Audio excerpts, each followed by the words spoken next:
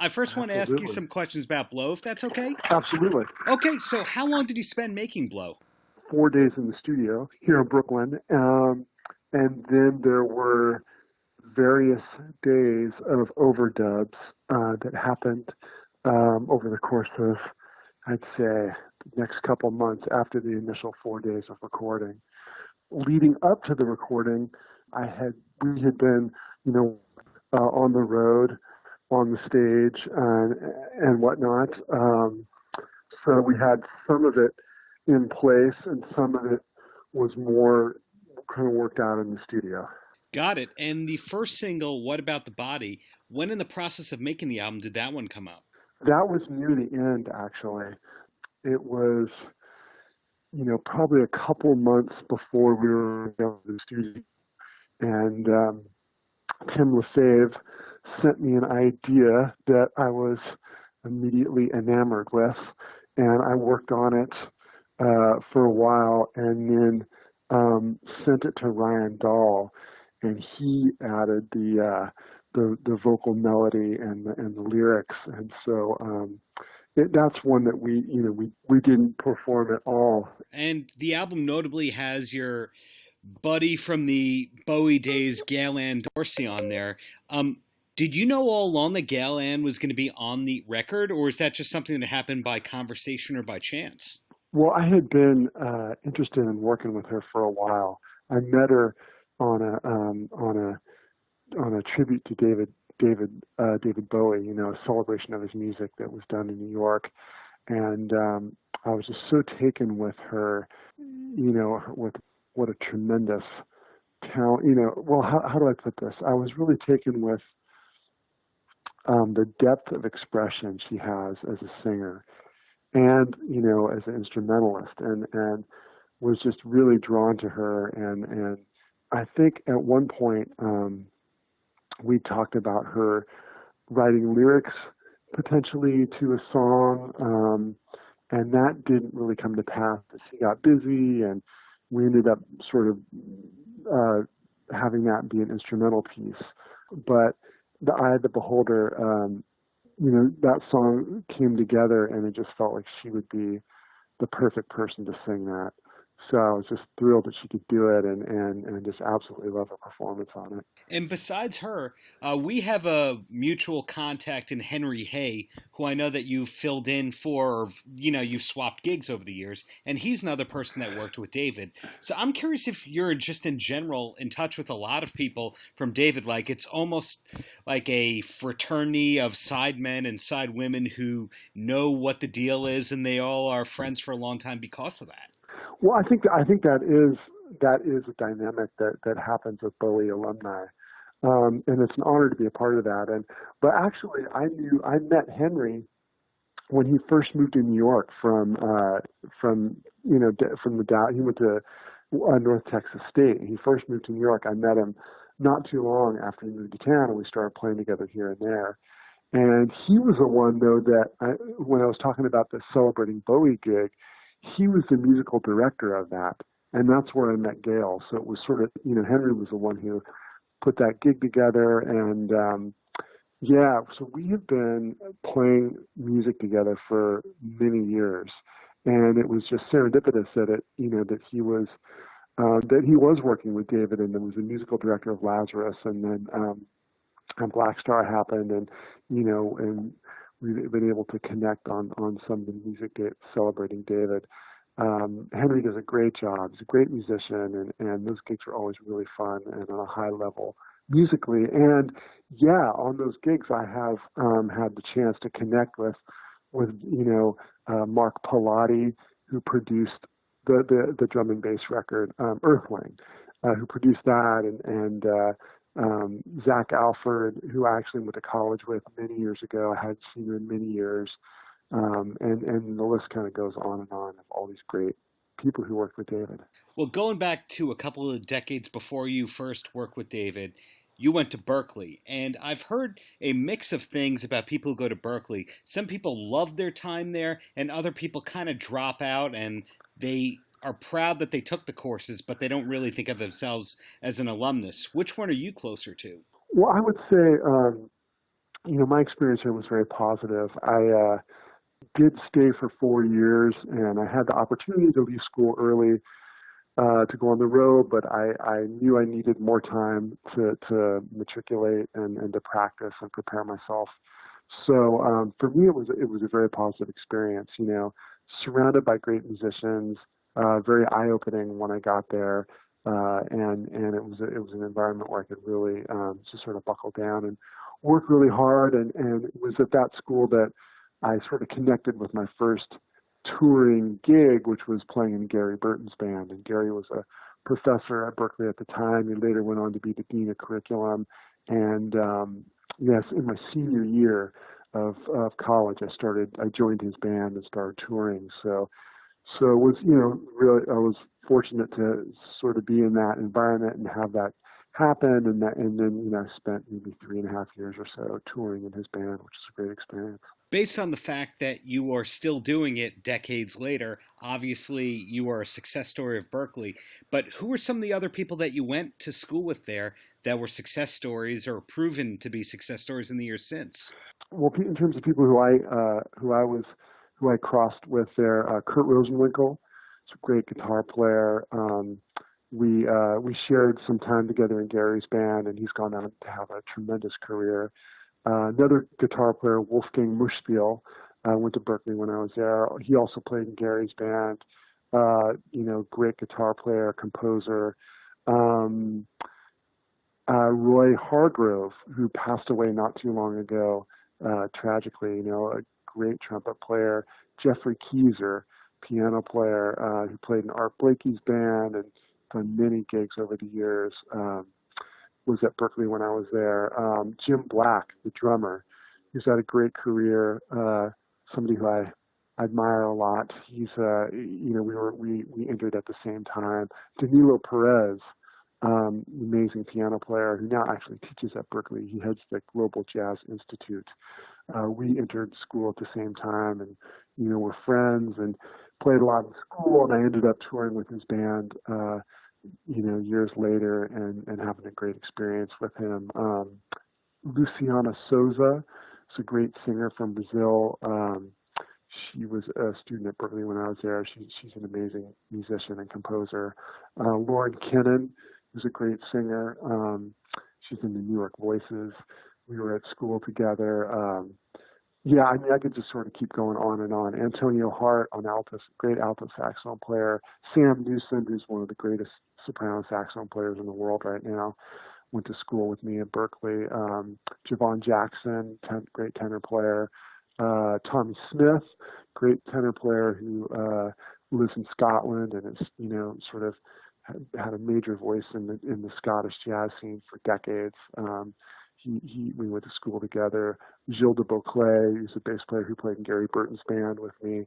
I could just kind of keep going. But I'm impressed that you knew all those names like that. And I'm also surprised that I didn't hear any names like Abe Laboriel Jr. or Stacy from the band American Hi-Fi. I could mention Abe. I mean, the thing was, I had finished school when Abe started. So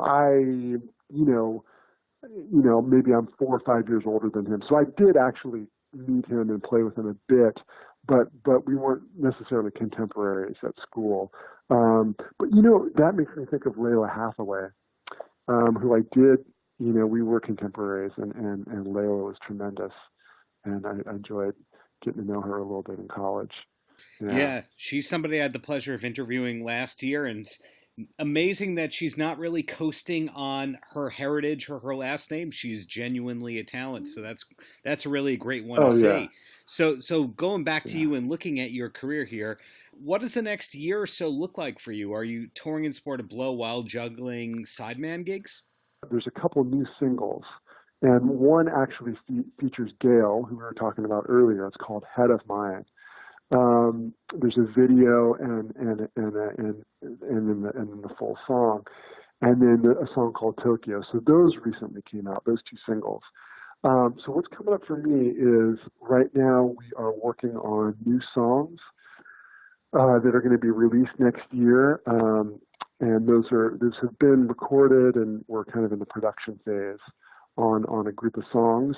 and I'm going to continue to mostly tour with my band. We're going to go to Europe in November for a couple weeks, and I'm going to play a week with Maria Schneider in New York City as a sideman.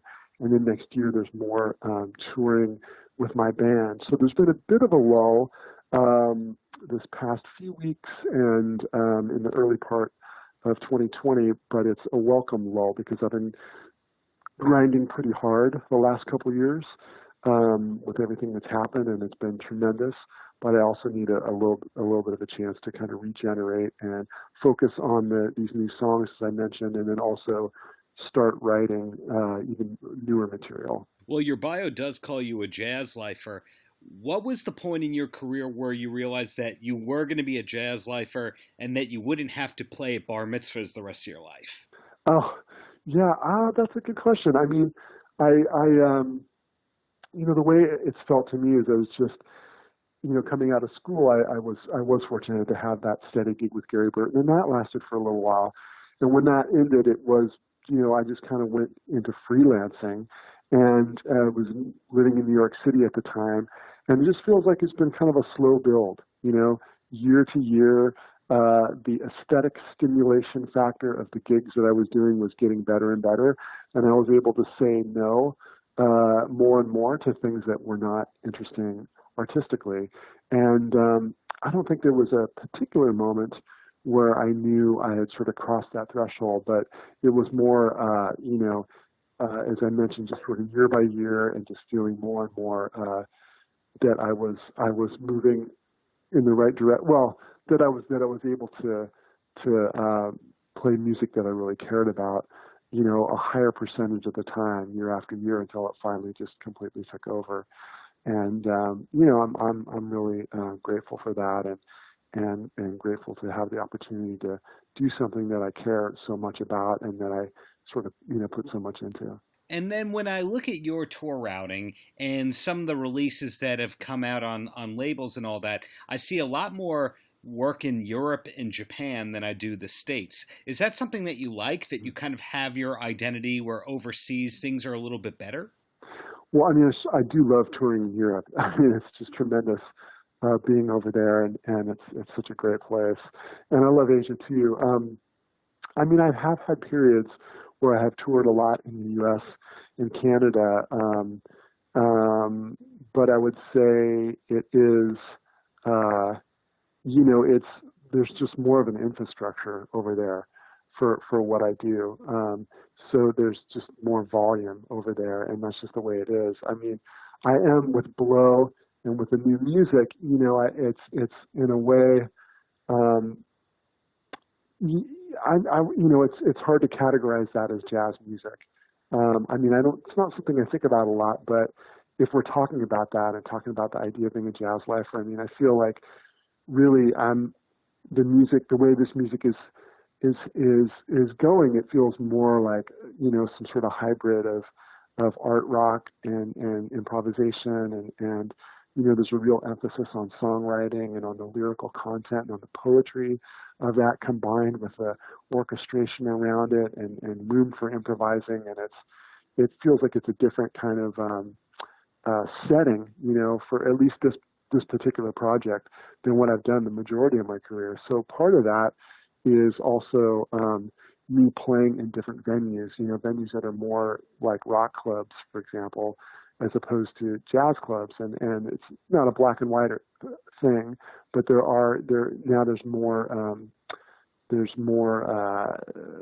opportunities for me to play in those kind of venues because the music suits that, So it's been fun to explore that and to see where it goes, and to feel, the freedom of just following what your artistic vision is, and not letting, a genre. I mean, on one hand, we need to be able to define things and describe them to the listener, describe them to the audience. What is the audience? What can they expect? But on the other hand, it's also exciting as an artist to feel like, wow, this is moving in a very unexpected direction. 15 years ago, if we would have had this conversation, I would have not anticipated that I would have made a record like Blow, with all this singing on it and all this lyrical content, and that I'd be, performing all these songs where I'm singing some, and it's very different from sort of the acoustic environment that I grew up in. But that's part of the excitement and the joy of being an artist is coming across the unexpected and then following that to its fullest completion. And there's something really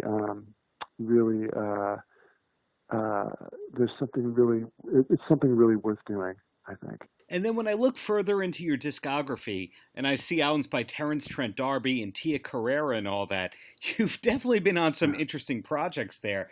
Are there any projects like that that especially stand out for you that people don't talk about but they really should?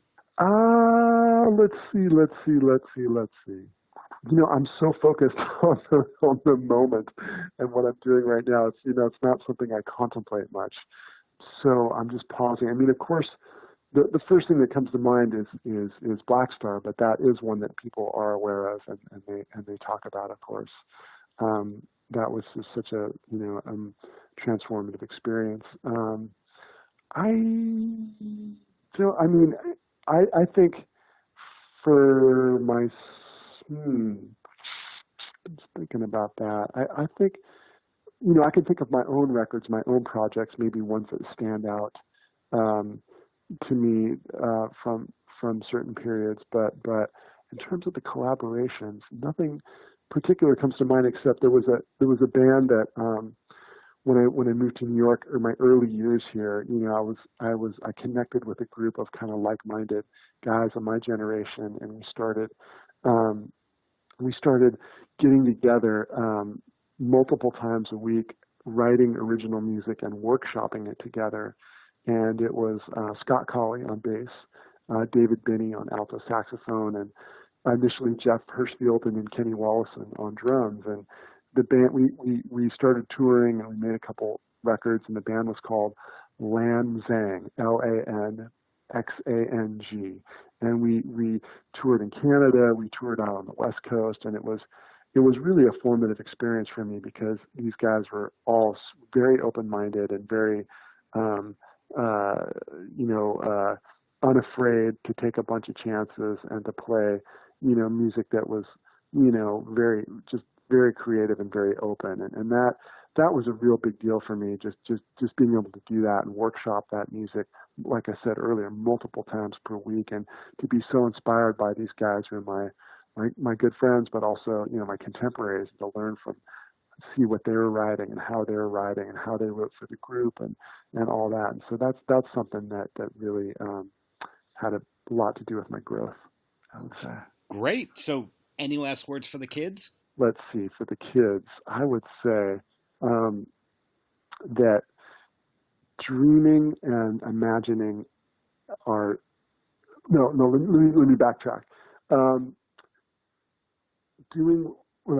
Feeding your creative imagination, finding things to create, to feed your creative imagination is a wonderful thing to do, and I recommend everybody look for what that is.